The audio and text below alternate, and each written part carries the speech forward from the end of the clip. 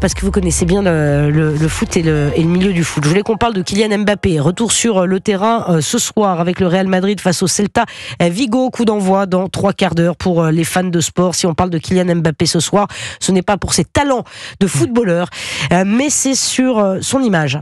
L'icône Mbappé est-elle toujours une icône ? Pourquoi je dis ça ? Vous savez que pèsent sur lui des soupçons de viol.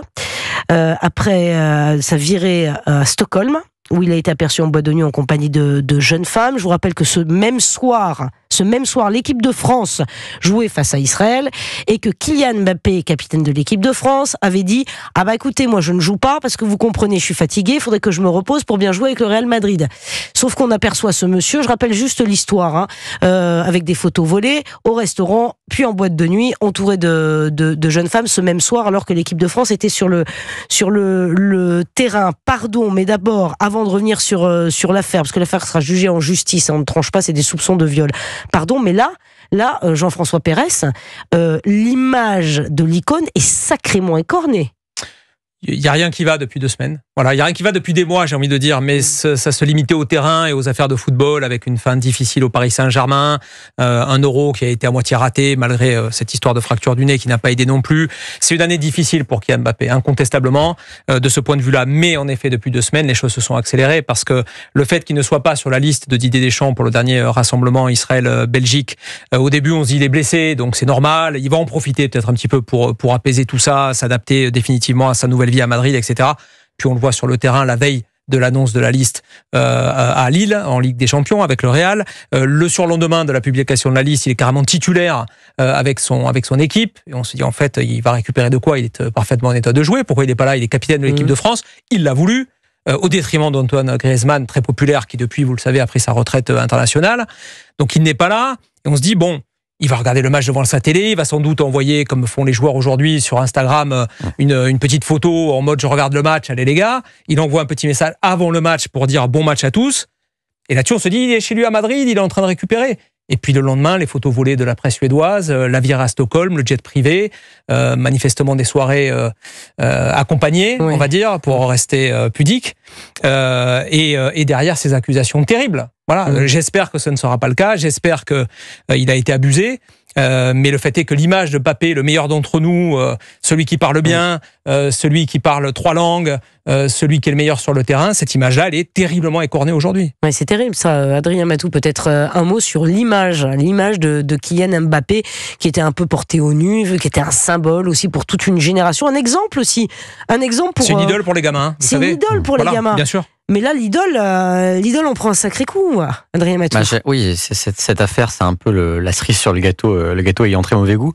Mais j'ai l'impression que Kylian Mbappé, qui, quand il est arrivé, d'abord c'était à l'AS Monaco, il avait l'image d'un footballeur frais, enthousiaste, qui s'exprime extrêmement bien et qui est quelqu'un de sain. En plus, je me rappelle qu'il avait fait des interviews où il dépassait son propre rôle de footballeur. Il avait fait une interview dans le Nouvel Obs, je me rappelle, où il clamait son amour de la France. Donc c'était aussi un patriote, c'était un garçon bien élevé, extrêmement performant sur le terrain.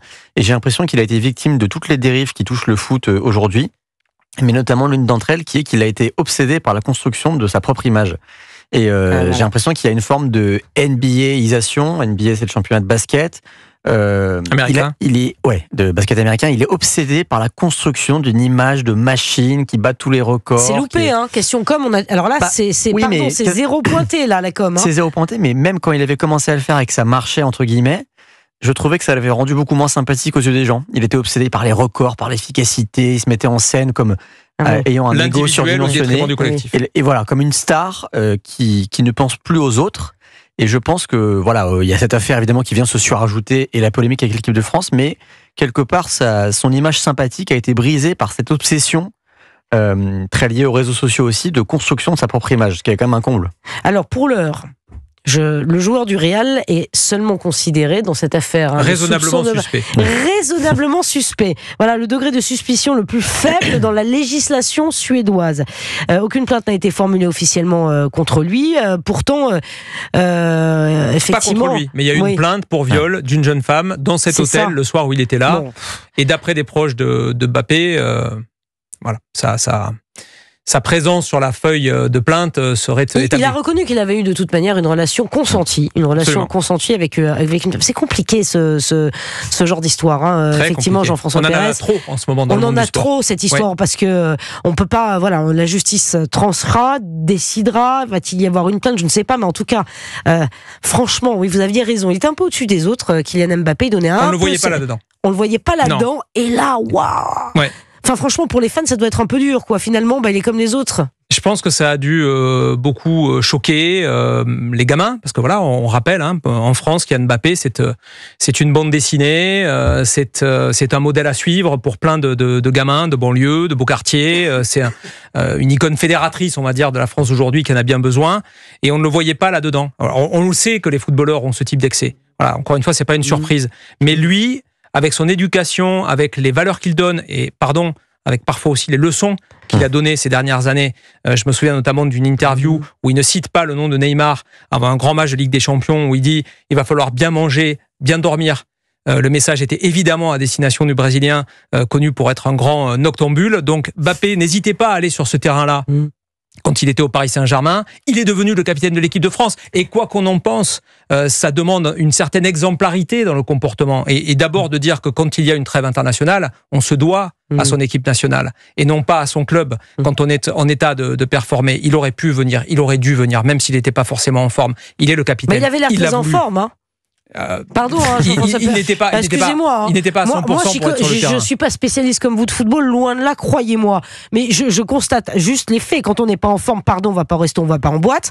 Point. Et encore plus quand on est un sportif de haut niveau. Franchement, moi je suis pas spécialiste du tout. Hein. Moi, je me mets à la place des Français qui regardent de temps en temps un match de l'équipe de France parce qu'on a envie de vibrer de temps en temps avec les Bleus. Et donc vous vous sentez trahi? Je me sens trahi et j'ai envie de vous dire, vous me prenez vraiment pour qui? Enfin, franchement, moi c'est une blague. Kylian Mbappé, tiens, juste un petit mot sur son tweet. Vous savez qu'il a réagi, Kylian Mbappé, donc après les accusations, les soupçons de viol. Il dit fake news, ça en devient tellement prévisible, veille d'audience comme par hasard. Oui, parce que il y avait une audience en effet à la Ligue de football professionnel avec le PSG pour le règlement des fameux 55 millions. Ça aussi, c'est indécent. Ça aussi, on est d'accord. Je sais, c'est indécent, bien sûr. On est d'accord, Jean-François Pérez, mais ça c'était quand les 55 millions? C'était il n'y a pas si longtemps que ça? C'était quoi, il y a un mois? C'était juste quand il était au Paris Saint-Germain. C'était une somme qui est supposément due par le Paris Saint-Germain aux joueurs que le club ne veut pas lui céder parce que le club estime qu'il n'a pas à les lui donner au moment où il est parti au Real Madrid. Vous vous rendez compte pour les Français 55 millions d'euros? Alors lui il gagne beaucoup plus. C'est une somme qui n'existe pas. Mais c'est une zone qui n'existe pas. On est dans le virtuel, quoi. Voilà. Non mais voilà, ça aussi, ça a fait mauvais effet. Adrien Matou. Oui, alors après, il est monté au créneau 55 millions d'euros. Enfin, franchement, il n'y a rien qui va là. Après, honnêtement, les sommes touchées par les footballeurs et particulièrement par les joueurs comme Mbappé sont tellement délirantes que. On a atteint des degrés d'absurdité qui font qu'on est dans un espace. Oui, mais d'ailleurs, ce qu'il faut expliquer aux gens. Mais vous me disiez que c'était le roi de la com. Quand on va se plaindre qu'on n'a pas touché 55 millions d'euros. Oui. Pardon, excusez-moi, mais on n'est pas le roi de la com du tout. Mais je pense qu'il y a une grosse erreur. Il y a une forme de déconnexion des footballeurs par rapport à ça. Ils ne comprennent pas que ça puisse choquer et ils ne font pas le lien entre. En ce moment, il y a une grosse polémique dans le football qui est que la Ligue 1, les droits de télé de la Ligue 1 ont été vendus à une chaîne DAZN dont l'abonnement est à 30 € par mois. Prohibitif, entre 30 et 40, ouais. Et même s'ils font beaucoup de promotions, parce que hélas, manifestement, il y a peu d'abonnés. Personne ne fait le lien entre le fait que si on demande des sommes aussi folles aux gens pour suivre le football, pour s'abonner aux chaînes, pour aller au stade, pour acheter des maillots qui sont parfois des bardés de publicité qui coûtent 95 €, c'est pour nourrir cette immense bête qu'est le football et pour donner des salaires absolument délirants aux footballeurs et au passage graisser la patte à leur entourage. Et je pense qu'il y a un divorce de plus en plus profond entre les gens et ce petit monde-là, parce que les gens font le lien entre finalement des sommes folles qu'on leur demande pour suivre un sport qui est historiquement un sport populaire, censé être ouvert à tous, et voilà une petite minorité qui certes est très talentueuse, ballon au pied souvent, mais qui est un petit peu out of touch, comme diraient les Anglais. Mais ça, c'est marrant, Adrien Matou, chef du service politique de Marianne. Moi, ce qui m'interpelle, c'est que dans le cadre d'autres émissions à la télé, on pose des questions aux Français. Vous savez, les petites questions, les petits sondages, notamment sur les réseaux sociaux, dans le public. Quand on parle de sommes astronomiques pour les joueurs, ça choque moins que quand c'est un chef d'entreprise qui crée de l'emploi ou qui... je vous jure, Adrien Matou, il y a encore ça en France. Expliquez-moi, Jean-François Pérez. Je pense, ça n'engage que moi. Oui.